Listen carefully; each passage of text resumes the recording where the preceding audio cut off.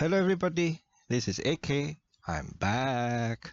So I got plenty of response to last night's video on DBS, OCBC and UOB and their rocketing stock prices.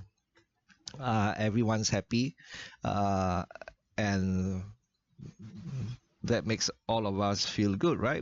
Everyone's happy and lots of positive vibes. And someone asked me in that video, how's your investment in iREIT Global?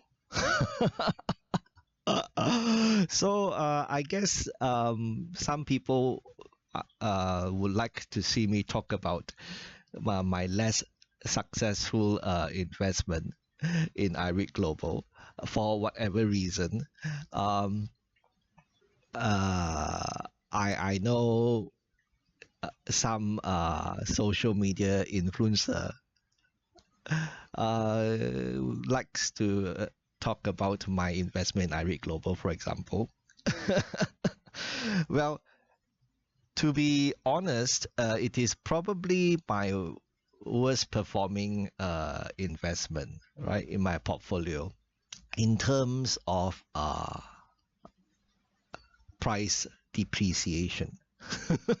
The stock price has come down, and I made a video about iREIT Global not too long ago about why I was not adding to my investment in iREIT Global, and at what prices would I consider adding to my investment in iREIT Global, right? And for those of you who do not know, I will leave a link to that video in the description box below. And why am I still invested in iREIT Global? Is because I believe it is undervalued. And I'm quite happy to hold on to it, even if the stock market should close for the next 10 years, right? Because it's still paying me, right? It's still paying me, and it will continue to pay me. It is not a Manulife US REIT, right? It doesn't have the issues that Manulife US REIT has, right? And of course, I made videos about Manulife US REIT before as well, and why I avoided it. In fact, I would say I would avoid all US commercial properties REITs. And just a case in point, the iREIT Global's most valuable property is their Berlin asset, and that is extremely undervalued, is under rented, and we really need to have a lot of patience, right, when investing in iREIT Global. I said the same thing when I invested in Sizen REIT many years ago, that we need to have a lot of patience, that it was obviously undervalued, right? And when they were selling their properties in order to pay down their loans at that time, it was really terrible credit crisis.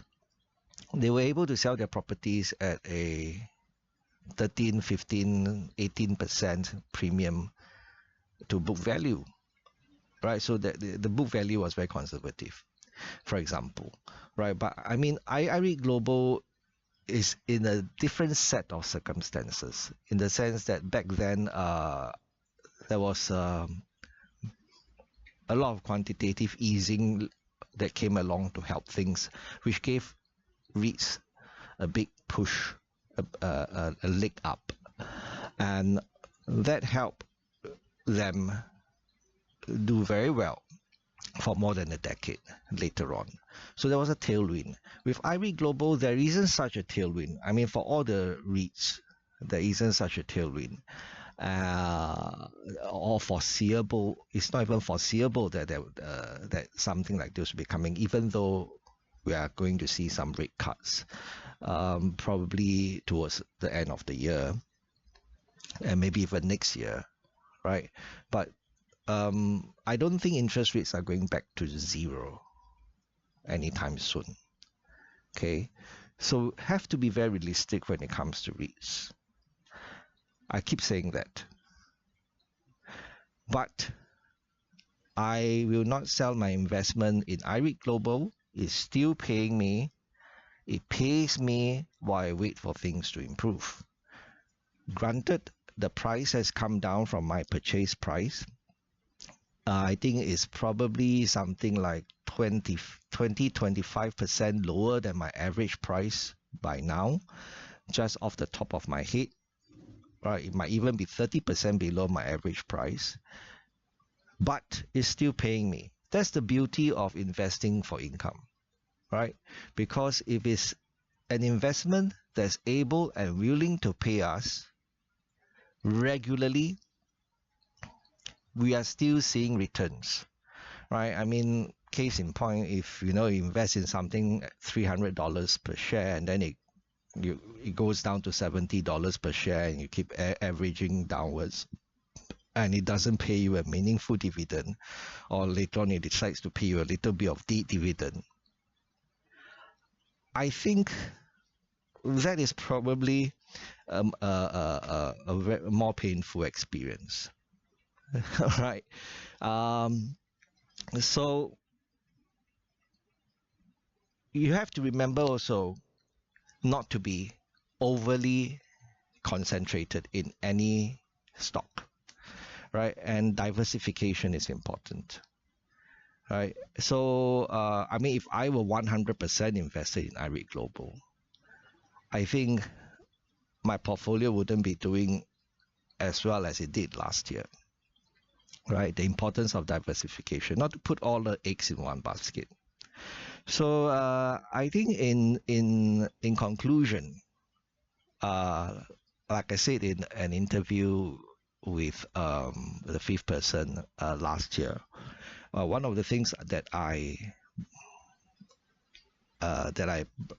realized is that we have to be kind to ourselves. Even if other people are not kind to ourselves, we have to be kind to ourselves. We cannot be right all the time, right? We cannot be right all the time.